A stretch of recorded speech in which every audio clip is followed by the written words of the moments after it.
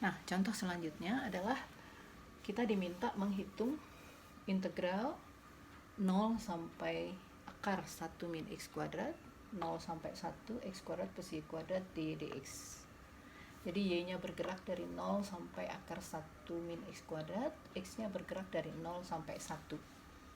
Kalau kita hitung, ini menjadi integral 0 sampai 1, ini karena diintegralnya terhadap y, x kuadrat y plus sepertiga y pangkat 3 dengan batas ini.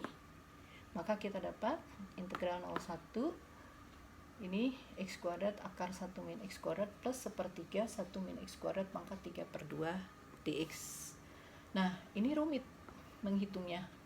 Ini harus menghitung x kuadrat integral x kuadrat akar 1 min x kuadrat dx.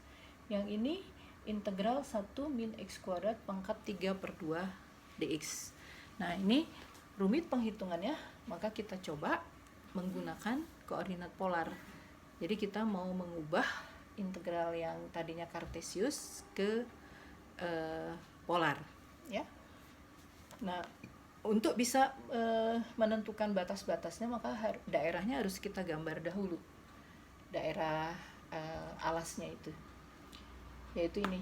Kita lihat tadi y-nya bergerak dari 0 sampai akar 1 min x kuadrat. Jadi akar 1 min x kuadrat, y sama dengan akar 1 min x kuadrat, itu sama dengan mengatakan bahwa y kuadrat sama dengan 1 min x kuadrat, atau x kuadrat tambah y kuadrat sama dengan 1. Itu lingkaran, ya. Lingkaran berjari-jari 1 dengan pusat di 0,0. Maka kita dapat ini lingkarannya. Kenapa cuma seperempat lingkarannya? Karena kita tahu x-nya itu hanya bergerak dari 0 sampai 1 saja. Jadi hanya daerah bagian dari seperempat bagian dari lingkaran ini. Nah, kalau kita ubah ke polar, maka kita punya integral double seperti biasa. Ini r dr d theta, tapi ada x kuadrat plus y kuadrat itu sama dengan, ini tidak lain adalah r kuadrat, ya. Maka ini kali r kuadrat lagi, jadi r pangkat 3 dr d theta. Kita lihat r-nya bergerak dari 0 ke fungsi ini. Fungsi ini tuh r-nya berapa? Yaitu r-nya 1, ya.